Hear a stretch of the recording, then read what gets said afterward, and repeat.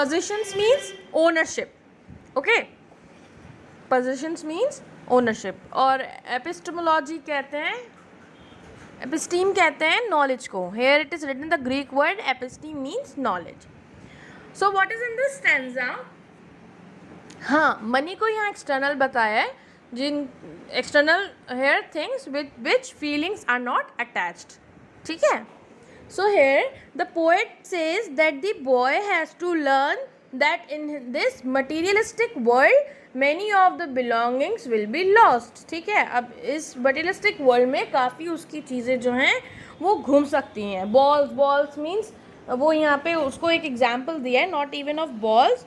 in the world of possession, यानी कि in the world of ownership, people will take balls will be lost always, little boy. वो कहते हैं कि इस materialistic world में काफ़ी belongings जो हैं, many of his belongings will be lost. and he और उसने example किसका दिया, personify किसे किया, बॉल को as his belonging. ठीक है. चाहे वो worldly thing हो या relationship हो या कोई भी उसकी कोई भी मतलब उसकी कोई भी चीज़ हो. ठीक है. ही is in position means of, he is in position of means उसकी ओनरशिप में, चाहे वो उसकी कोई भी बिलोंगिंग हो या कोई भी वर्ल्डली थिंग हो या कोई भी रिलेशनशिप हो, इस मटीरियलिस्टिक लाइफ में कहीं ना कहीं कुछ ना कुछ खोता ज़रूर है. So he says that he has to learn to live without them no matter what. ठीक है. अगर कुछ घूम जाता है तो इंसान की लाइफ वहाँ रुकती तो नहीं है. ठीक है. ना ही वो चुपचाप बैठता है, फिर वो अपनी लाइफ में आगे बढ़ता ही है. सो ही सेइंग कि उसको जो है अपने एक तो सेंस ऑफ रिस्पॉन्सिबिलिटी लानी चाहिए ताकि वो अपनी चीज़ों की अच्छे से केयर कर सके. दूसरा वही कह रहे हैं कि इस मटीरियलिस्टिक वर्ल्ड में कभी भी ऐसा नहीं है कि कुछ इंसान का खोए नहीं. ठीक है. उसने यहाँ पे एग्जाम्पल किसका दिया, एक बॉल का, क्योंकि उसकी बॉल घूमी थी. ठीक है. और उसने उसको पोएट ने यहाँ पर्सोनिफाई किया है बॉल को एज इज बिलोंगिंग, चाहे वो वर्ल्डली थिंग हो या चाहे रिलेशनशिप हो जिसकी वो ओनरशिप में है या he is in position of. So he says that he has to learn to live without them no matter what. He says no one buys a ball back, money is external. Now he's explaining to him.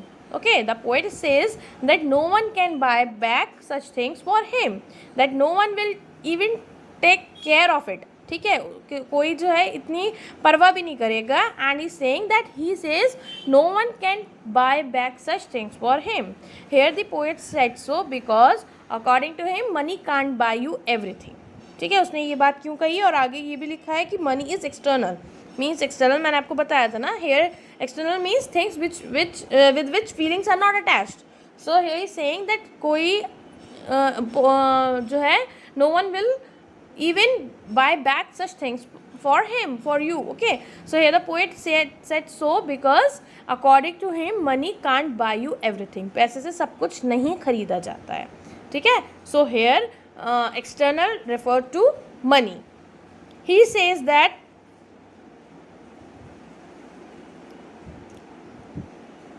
he is learning well behind his desperate eyes. Okay.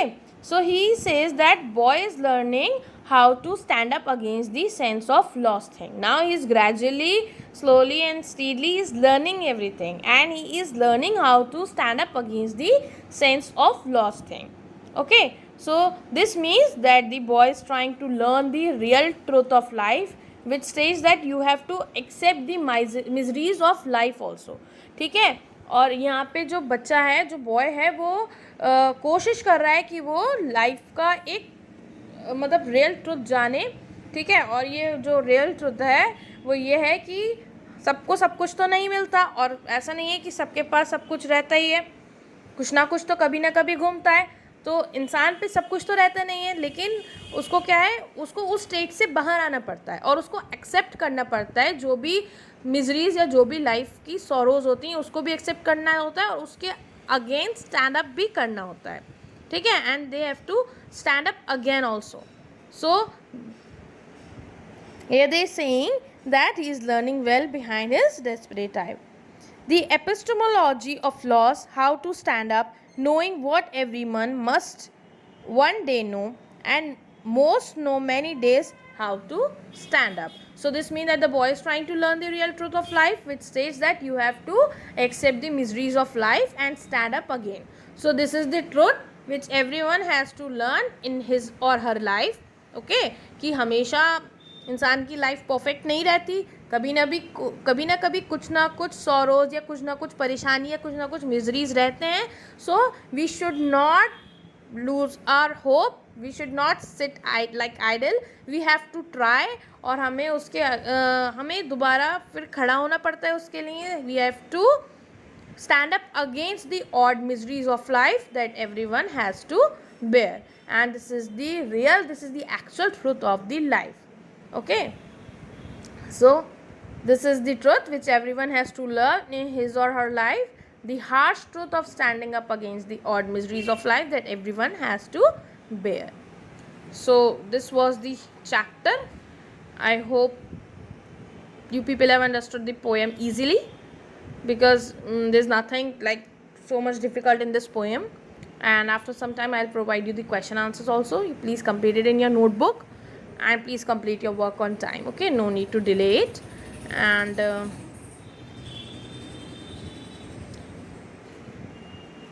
And one thing more, students, please write down the words meaning of this chapter. Okay, this on page number 46 and 47, this glossary. Okay, 8 of them are there, so you please write down this also. Okay, and then I'll provide you the question answers also. You please complete that. So that's all for today. Thank you.